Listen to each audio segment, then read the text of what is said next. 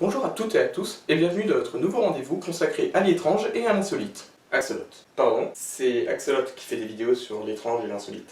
Et ce que tu es en train de faire en changeant de côté et en mettant des filtres, c'est y penser qui fait ça. C'est du plagiat. On m'a appelé? L'émission vient à peine de commencer et ça part déjà totalement en vrille. Eh bien non, l'émission que vous allez voir n'est pas un ersatz d'Axolot ou de toute autre chaîne consacrée à l'insolite, puisqu'il y a une subtilité. Dans cette émission, vous allez entendre des histoires incroyables, ça peut être un fait scientifique ou une anecdote historique, et c'est à vous de deviner si cette histoire est vraie ou pas. Alors, c'est toujours du plagiat les mecs? Bon, sérieusement les mecs, là, c'est qui m'appelle?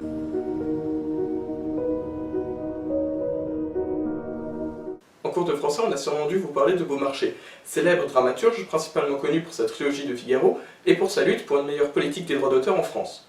Mais saviez-vous qu'il n'était pas que écrivain? Il avait une autre activité en parallèle, quelque chose de beaucoup plus cool.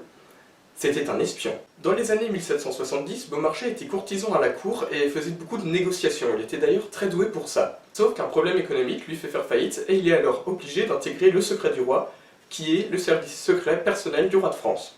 Rien que ça. Sa première mission l'envoie à Londres en 1774, où il doit empêcher la parution d'un pamphlet contre la favorite du roi. Il prend alors le pseudonyme de Ronac, qui est l'anagramme de Caron, son vrai nom, et achète le silence de l'éditeur. Après cette mission, il revient en France, mais pas de chance pour lui, le roi est mort et sa favorite a été bannie de la cour.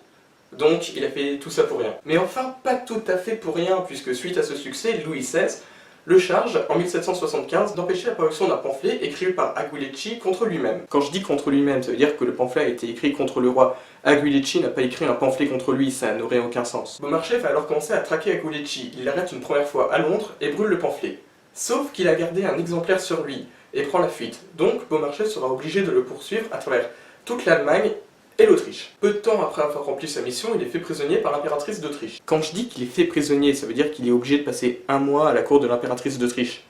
Oui, il y a pire comme prison. La même année, il doit retourner à Londres pour rencontrer le chevalier Déon, qui a en sa possession des lettres pouvant mettre un terme aux relations franco-anglaises. Si vous ne connaissez pas Déon, c'est ce célèbre chevalier travesti qui a beaucoup fait parler de lui à l'époque. Après plusieurs mois de négociations auprès d'Éon, Beaumarchais récupère les documents et retourne en France. En 5 ans, il a sauvé 2 fois l'honneur de la famille royale, ainsi que les relations franco-anglaises. Mais c'est rien par rapport à ce qui va arriver. À partir de 1775, Beaumarchais s'engage dans la Révolution américaine et devient l'intermédiaire entre les rebelles et la France. En 1777, il est chargé par Louis XVI de vendre des armes et des munitions aux rebelles. Il monte alors l'entreprise Robert Hortalez et compagnie et commence à vendre des armes aux rebelles. S'il se fait prendre, les Anglais risquent de déclarer la guerre à la France. Vous voyez un peu l'importance de la mission. Tout comme Lafayette, Beaumarchais est un grand artisan de l'indépendance américaine. Il recevra d'ailleurs les félicitations du Congrès pour ses services. Après ça, il s'engage activement dans la Révolution française, mais sera obligé de fuir suite à plusieurs problèmes avec le nouveau régime, puisqu'à l'époque c'était pas simple, surtout pour les nobles. Il part alors pour l'Allemagne où il publiera les œuvres de Voltaire et fera 2-3 autres trucs. Donc récapitulons, Beaumarchais, l'un des plus grands auteurs de la fin du XVIIIe siècle, était en réalité un espion sous les ordres du roi ayant œuvré pour maintenir l'honneur de la famille royale et pour l'indépendance américaine. Selon vous, cette histoire est-elle vraie ou fausse? La réponse après le générique.